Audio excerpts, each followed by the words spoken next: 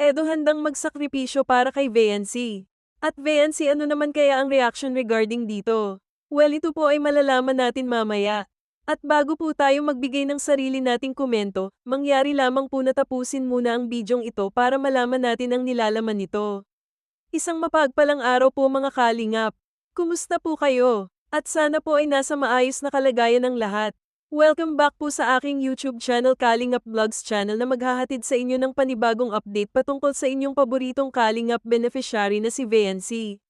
At kung bago ka pa lang sa aking munting channel ay huwag maiyang mag-subscribe para lagi kang updated sa Team Kalingap. At sa lahat ng sumusuporta sa aking YouTube channel, maraming salamat po. Patuloy pa din po nating suportahan ang ama ng Kalingap na si Val Santos Matubang, Ate Edna Vlogs at Kalingap Rab. Bago po ako magpatuloy, please like and share na din po ang bidyong ito mga kalingap.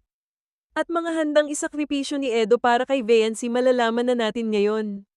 Well, ayon nga po sa latest vlog ng Mag-Love Team, during ng kanilang conversation regarding sa nalalapit na kaarawan ni Viancy since 17 pa lang ang dalaga.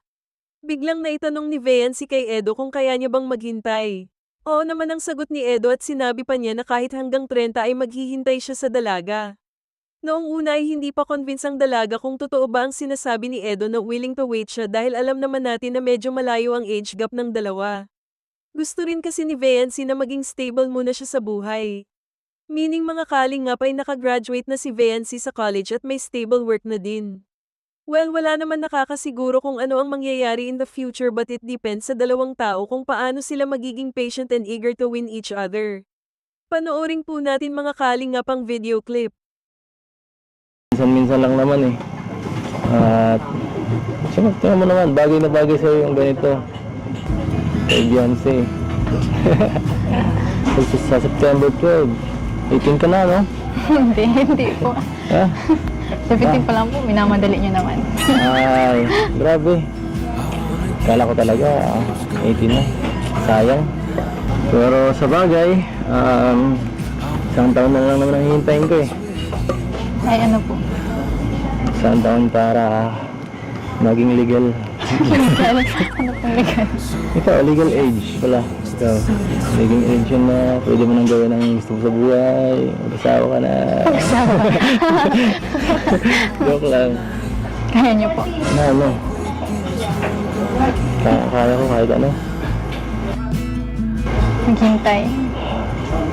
Kakayanin. Kakayanin siyempre. Kakayanin ko, no? Kahit pag-30 mo. Ano? Talaga ba? Oo! Ano? Wala kaya atang tiwala sa akin eh.